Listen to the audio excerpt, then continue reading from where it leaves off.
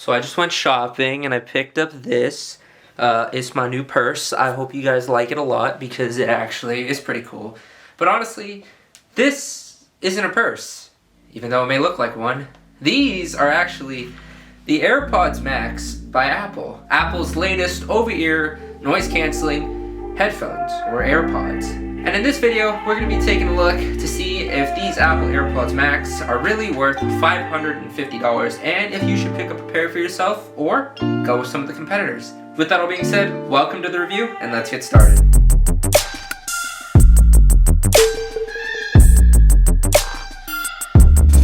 So let's start with the price of these headphones. These headphones right here are $550. That's half of $1,000, actually a little bit more with tax. And for that price, you would expect to be honestly absolutely phenomenal, great, no flaws at all. Now let's be honest, there's going to be a little bit of flaws. These aren't by any means professional headphones. They're just consumer headphones that are very expensive.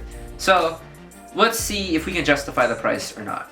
Right out the gate, let's talk about build quality. As you can see, I'm wearing them right now. They have aluminum covers, they have a soft mesh inside as the ear cup that are replaceable for $80. They also have a soft top mesh, and they have this really cool zero gravity hinge that can adjust to actually like any position of your head. And the ear cups swivel a good amount. All the buttons do something, and overall, build quality is an absolute 10 out of 10. Because let's be honest, you're not going to find build quality like this anywhere else in the market. At this price point, Apple does it absolutely perfectly, as you would expect. So next up, let's talk about battery life. Now, battery life on these headphones is rated at 20 hours, and with my testing, that seems to be about accurate. You can get about 20 hours of charge with noise cancellation on, off, just kind of going through normal listening routines.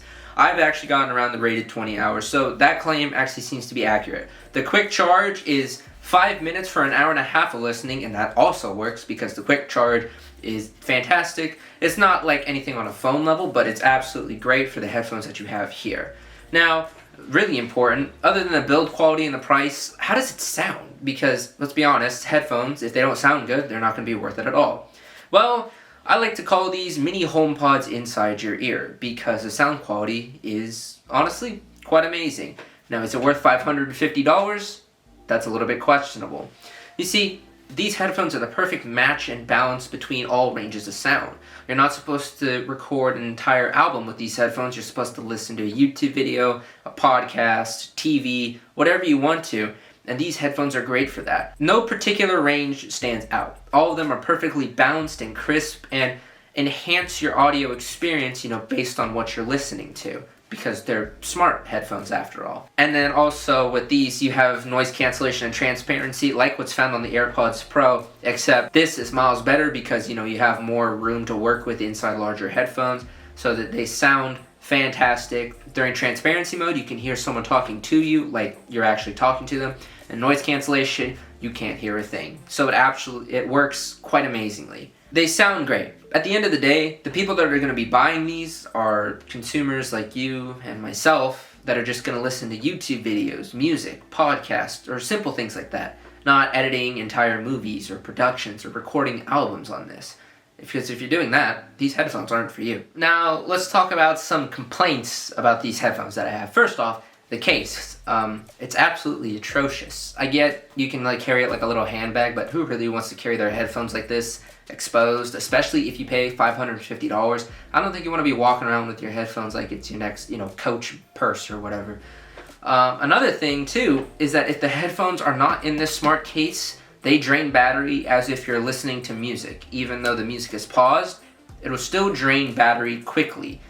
That does not make any sense to me, and I don't think it makes sense to a lot of people, but that's just another thing I noticed, that if they're not in the case, they will just run through the battery because they're not in this ultra low power mode once they enter this. Some other thing too is if you don't connect it right away, you might have to go through a whole reset process to actually connect to these headphones, and it just gets really frustrating to do that because trying to reset it without an actual power button is just another pet peeve. And I just think that these little small things should be noted, especially if you're paying $500 to get these headphones. But other than that, that's just been my personal kind of bugs and complaints about these headphones. Other than that, they've really treated me quite well, to be honest. But now here comes the ultimate question. Should you shell out $550 for these headphones? Well, to be quite honest, and even in the title of the video, it says the choice is yours. That's because the choice really is yours. If you want to spend $550 on Apple headphones that blend right into the ecosystem, are perfect for everyday listening, then go for it. And if you don't mind spending that much for headphones that sound pretty dang good and have an amazing build quality, go for it. Because other than the little case fiasco, there's honestly not much to complain about these headphones. They're fantastic and they're great at what they do. If you're on the fence if you should buy some Sonys or Bose or AirPods, I would say go with the Sonys or Bose because they do probably just as good as a job when it comes to noise cancellation.